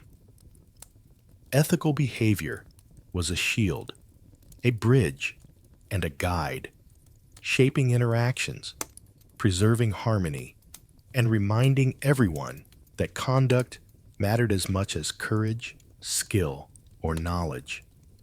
In this way, daily life was both guided by values and tested against them, creating a constant interplay between aspiration and reality, expectation and challenge that defined the social heartbeat of the city. Even as ethical customs and neighborly care guided daily life, Medina existed in a world that demanded constant awareness. The city's walls, streets, and gates were not only the backdrop for trade and conversation, but also the framework for vigilance. People knew that threats could emerge suddenly, from raiders passing through, disputes over resources, or tensions with neighboring communities. Security was both practical and psychological, woven into routines and habits that shaped how residents moved, communicated, and organized themselves. Watch routines were subtle yet deliberate. Sentinels, often positioned at key points along streets or near city gates, kept watch over the flow of people and animals. Families reminded one another of caution during travel, and neighbors shared information about suspicious movements or unfamiliar faces. Alliances extended beyond families, reaching into nearby settlements where agreements ensured mutual protection. Everyone, from elders to the young, participated in this culture of alertness, learning to balance attentiveness with daily obligations. The emotional landscape of vigilance was layered. There was pride in preparedness and confidence in shared defense, but also the quiet tension of knowing that danger could arise at any moment.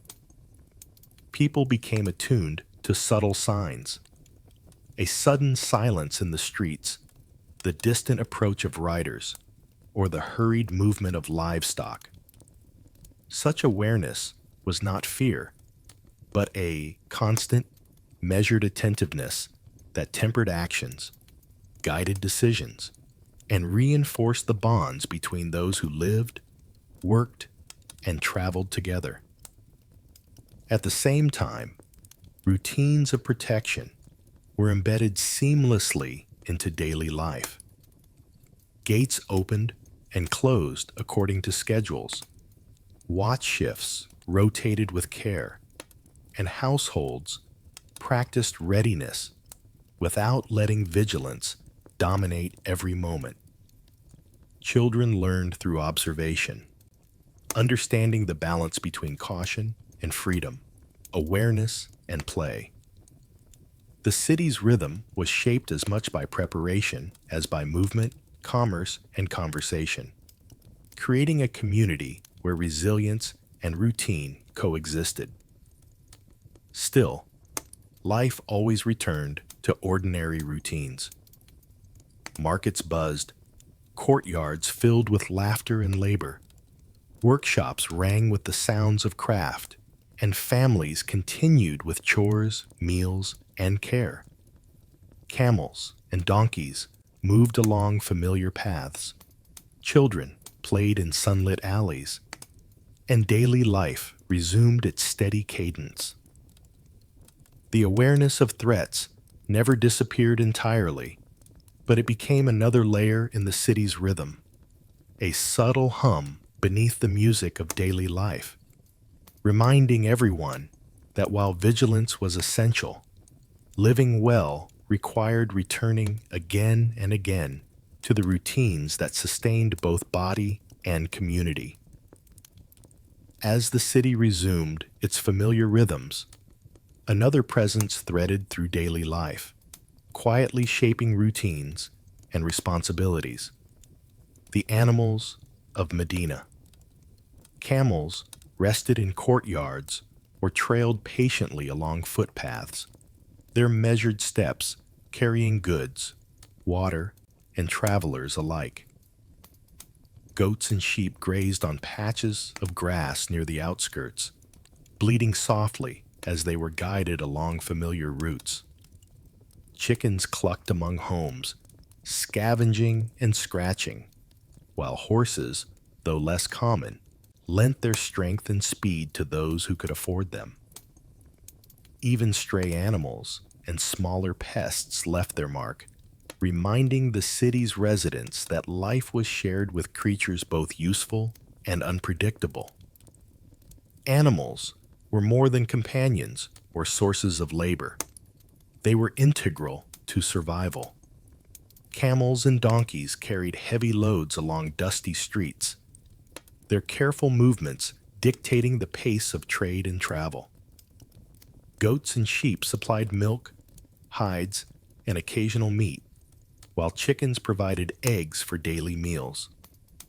Observing the animals also taught lessons: patience in guiding a stubborn camel, attentiveness in noticing signs of illness in a flock, or creativity in protecting poultry from predators. Each household developed routines to care for animals, balancing work, feeding, and shelter while navigating the unpredictable elements of the desert environment. Stray animals wandered freely through courtyards and alleys, sometimes scavenging, sometimes simply resting in the sun. Pests, though smaller and less welcome, demanded vigilance as well, reinforcing awareness of hygiene, storage, and the careful tending of resources. Children learned early to recognize the needs and behaviors of animals, assisting with feeding, herding, or cleaning, often blending responsibility with play. Life in Medina, therefore, was a constant negotiation between humans and animals, work and observation, necessity and adaptation. Animals shaped not only daily labor, but also social routines. Courtyards became sites for tending flocks, watering camels, or repairing harnesses, drawing neighbors into shared activity and conversation. Markets depended on the steady flow of livestock and the goods they provided. Even spiritual or cultural life intersected with animals, from the timing of care and travel to the rhythm of trade and hospitality. Their presence was inseparable from the city's heartbeat, a living thread that connected households, neighborhoods, and the desert beyond. Animals lived among people, but so did many hardships. Limited space, harsh weather, scarcity of feed and water, and the constant risk of disease meant that caring for animals required attention, skill, and patience. Families balanced the benefits of livestock with the challenges they brought, teaching children early that life demanded both stewardship and resilience. In this way, animals shaped the rhythms of daily work, the patterns of care, and the very experience of living in Medina, intertwining seamlessly with human life even as they reminded residents of the delicate balance between necessity and difficulty. As households tended to animals and daily routines carried on, the city and its people were constantly shaped by the rhythms of the weather. The desert sun could scorch streets and courtyards by midday, while sudden winds swept dust through alleys and markets, forcing pedestrians to shield their faces and stalls to be secured against the gusts. Winter brought a surprising chill, and nights could turn sharply cold, requiring layered clothing, blankets, and careful tending of hearths. The people of Medina moved, worked, and rested in constant negotiation with the climate, learning to read the subtle signs of change in sky, wind, and temperature.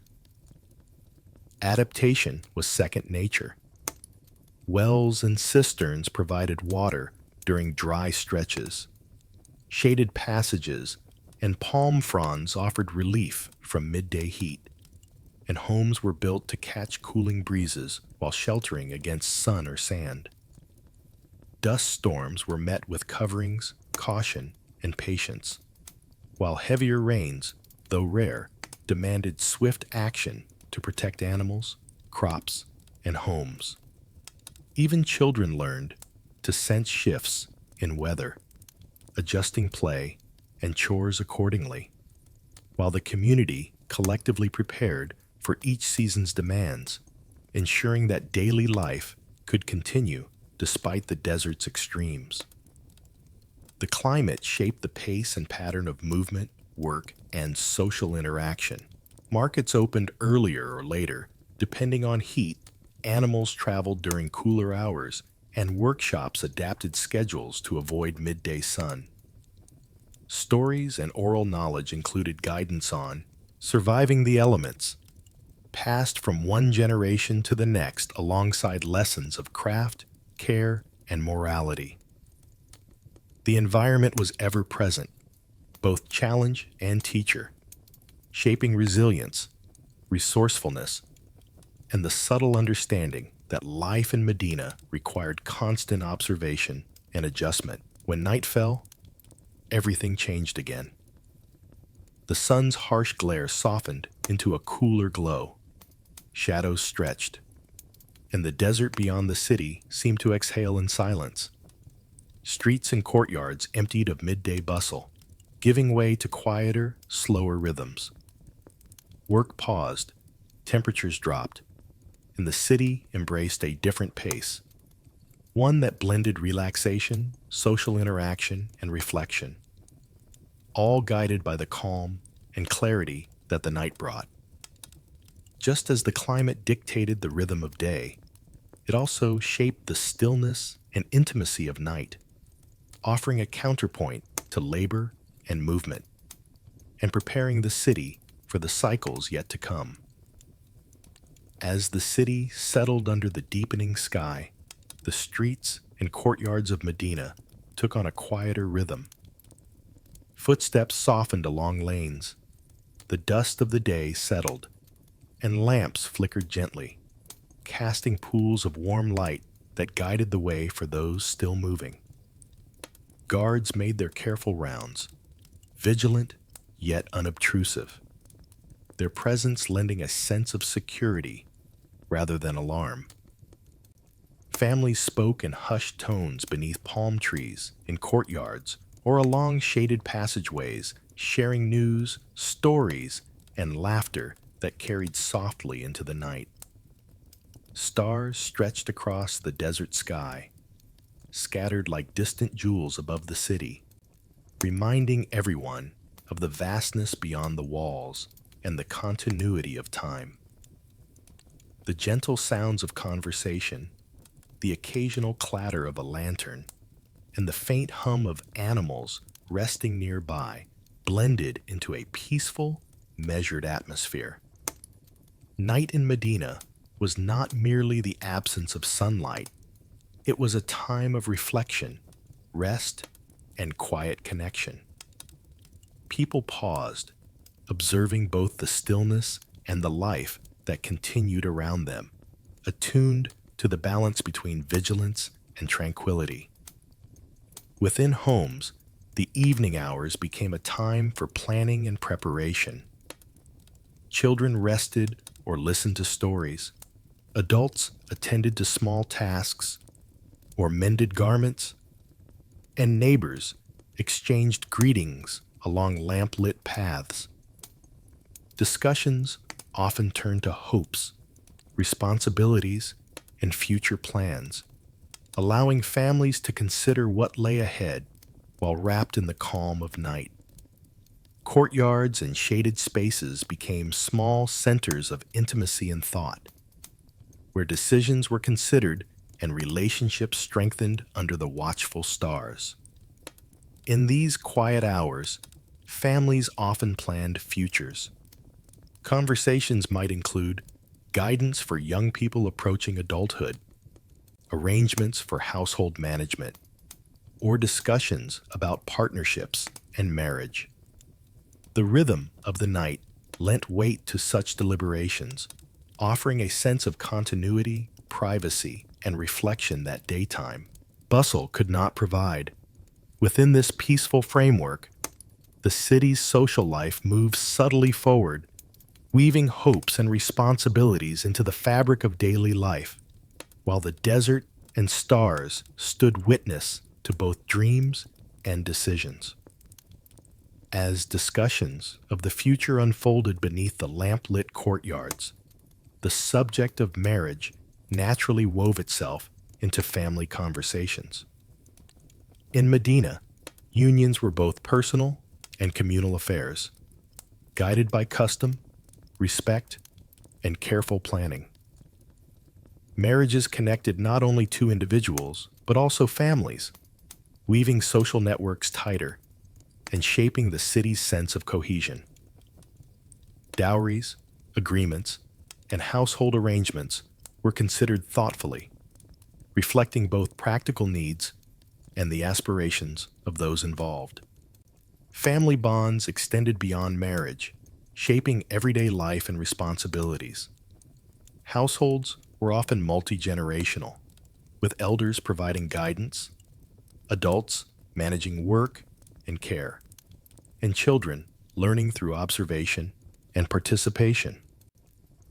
Each member had a role, whether tending animals, preparing meals, weaving textiles, or assisting in trade. Homes grew organically as marriages brought new members, creating spaces that balance privacy, cooperation, and shared activity. These structures reinforced social norms, teaching respect, responsibility, and the expectations that bound the community together. Marriage and family life also influenced wider social networks. Alliances between households could strengthen trade connections, consolidate resources, or provide mutual support during illness, travel, or hardship. Celebrations, gatherings, and visits were occasions to reaffirm bonds, exchange advice, and transmit values across generations. Through these interactions, children observed patterns of conduct, inheritance, and cooperation, learning both their roles within the family and the broader expectations of the community. But every family needed stability. Beyond affection, ritual, or social agreement, households depended on steady resources, reliable labor, and careful management of goods and wealth. Food, water, animals, and trade all required oversight, and the success of a marriage or family unit was inseparable from its ability to sustain itself materially. Economic considerations were never far from daily life, for without a foundation of stability, the carefully maintained bonds of kinship and community could be strained, and the delicate balance of Medina's social fabric threatened. While families worked to maintain stability within their households, the broader community constantly reminded everyone of the uneven distribution of resources. Wealth was visible in well-stocked homes, flourishing gardens, and the ownership of animals, while poverty touched others more subtly, through modest dwellings, smaller flocks, or limited access to goods. Yet in Medina, social life was shaped not only by these differences, but by the ways people responded to them. Charity, assistance, and shared labor helped bridge gaps, creating a system in which survival, respect, and generosity were intertwined. Those with more could provide for neighbors in need, offering food, water, or tools, while skilled laborers exchanged services to support households that lacked certain abilities. Labor itself was divided thoughtfully, with families and neighbors contributing according to strength, skill, and circumstance. Markets and courtyards became spaces not only of trade, but of mutual support, where community members observed, assisted, and ensured that the city's collective well-being was maintained despite scarcity or inequality. Children learned early the value of generosity, watching how goods, labor, and attention could be shared to sustain both family and neighborhood. At the same time, the contrasts between wealth and need were never ignored. Households adjusted to limitations with resourcefulness, rationing what was available, storing carefully, and prioritizing essential work. Social bonds and reciprocity helped ease hardship, but the awareness of scarcity remained a constant undercurrent, shaping decisions, movement, and social expectations. The presence of both abundance and lack created a subtle, ever-present tension that guided behavior, reinforced moral codes, and encouraged community-minded thinking. And when disputes arose, people sought fairness. Questions of ownership, labor, resources, or obligations required careful mediation, guided by social norms, ethical expectations, and the wisdom of elders. Justice in Medina was not abstract. It was lived and observed, rooted in the community's collective understanding of what was right, necessary, and fair. Resolving conflicts relied on negotiation, listening, and the shared commitment to preserve harmony, demonstrating that the well-being of the city depended as much on fairness and ethics as on labor, wealth, or charity. Even as charity, labor, and social support shaped daily life, disagreements inevitably arose. Ownership of property, obligations between households, or misunderstandings over shared resources sometimes led to tension. In Medina, justice was woven into the community's rhythms, guided not only by rules, but by long-standing customs of mediation, negotiation, and respect for all parties involved. Resolving disputes was as much about restoring harmony as it was about assigning responsibility. Mediation often began with elders or respected neighbors who served as impartial witnesses, listening carefully to each side, weighing evidence, and recalling prior agreements. Tribes or extended family networks sometimes played a role, offering guidance and ensuring that outcomes were accepted by the broader community. The process emphasized dialogue, patience, and clarity, aiming to restore peace rather than simply punish or assert dominance. Witnesses, agreements, and public acknowledgement reinforced the decisions, creating accountability while reinforcing social cohesion.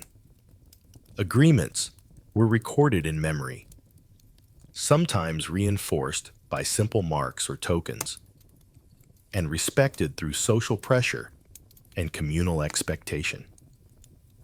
The emphasis was always on fairness, clarity, and reconciliation. Those involved learned the importance of temperance, careful speech, and the wisdom of listening before responding. In this way, justice was both a practical necessity and a moral exercise, linking ethics, responsibility, and daily life in a tangible, communal practice. Even in death, Medina showed its character.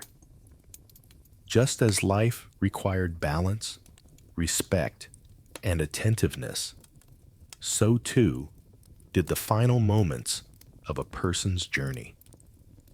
Burial customs reflected the city's values of care, community, and reverence, ensuring that even in passing, individuals were treated with dignity and the social bonds of the living were honored.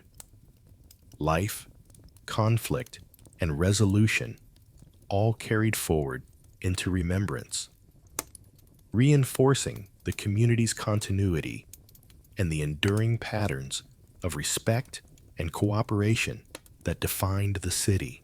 As the rhythms of life and dispute resolution settled, the city paused for moments of reflection when loss touched its people. Death was acknowledged with care and solemnity, and households and neighbors came together to honor those who had passed. Funerals followed established customs that emphasized dignity, respect, and simplicity, with the community supporting both the deceased and their families through quiet presence, shared prayers, and practical assistance. Mourning was communal as much as personal. Friends, relatives, and neighbors offered comfort, bringing food, helping with household tasks, or simply listening to expressions of grief. The quiet of the streets, the soft words exchanged in courtyards, and the careful attention to ritual all reinforced a sense of shared humanity. Children observed these moments, learning the weight of loss, the importance of empathy, and the ways communities sustain one another through sorrow.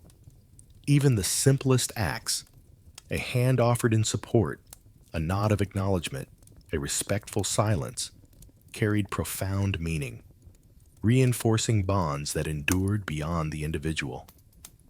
Grief was tempered by continuity. Life within the city continued, guided by routines, responsibilities, and the ever-present rhythms of work, prayer, and social interaction. Mourning did not isolate. It connected families to neighbors, reinforcing social networks and the understanding that everyone relied on one another in times of hardship. The balance between sorrow and survival created a layered human experience, one in which emotions and practical care intertwined seamlessly. But Medina wasn't a single culture.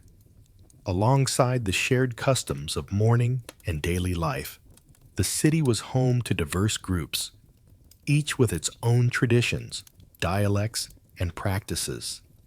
Markets, neighborhoods, and gathering spaces reflected this richness, where multiple ways of living, working, and celebrating coexisted. The city's vibrancy depended on both unity and diversity, on shared values that guided daily conduct, and on the recognition that different backgrounds contributed to the collective strength, resilience, and character of Medina. The city's diversity extended beyond its permanent residents, for Medina was a crossroads where travelers and visitors passed through, leaving traces of distant lands in their wake. Merchants brought goods from far-off regions, filling markets with spices, textiles, and wares that added color, scent, and texture to daily life. Scholars and students arrived seeking knowledge, exchanging ideas and stories that wove new threads into the city's intellectual fabric. Tribes from neighboring areas passed through, their customs and greetings blending with those already established, creating a constant flow of cultural interaction. With each arrival, the city's soundscape shifted slightly. Dialects mixed in the marketplaces. Laughter and negotiation overlapped in layers of speech, and the rhythm of footsteps reflected the movement of people from many walks of life. Foods, clothing styles, and household practices adapted and merged as residents adopted what was useful, admired, or enjoyable from newcomers. Even children noticed, tasting new fruits or observing new ways of tying cloth, absorbing influences that quietly expanded their understanding of the world beyond their own homes. Visitors also carried news, stories, and innovations, connecting Medina to distant lands and reminding the city's residents that their home existed within a wider network of trade, learning, and diplomacy. Social norms and hospitality guided interactions, ensuring that guests were welcomed, treated with respect, and sometimes integrated into communal activities during their stay. In this way, the movement of travelers reinforced the city's vibrancy, shaping relationships, commerce, and the shared sense of identity that grew out of both tradition and openness to the unfamiliar. And all these pieces shaped a city unlike any other. Medina's character emerged from the interplay of daily labor, ethical conduct, social bonds, seasonal challenges, spiritual rhythms, and the constant flow of people and ideas.